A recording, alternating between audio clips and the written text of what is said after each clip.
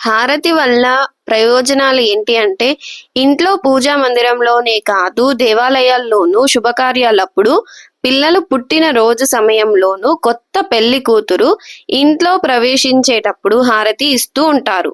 ఎక్కడ హారతి పట్టినా ఒక ఆరోగ్య రహస్యం అయితే ఉంది.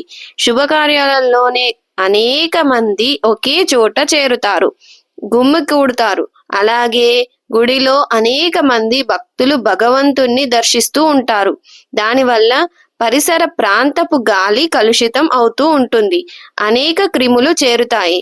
కర్పూరం వెలిగించి హారతి ఇవ్వడం ద్వారా దాని పొగకు అనేక సూక్ష్మ క్రిములు నశిస్తాయి.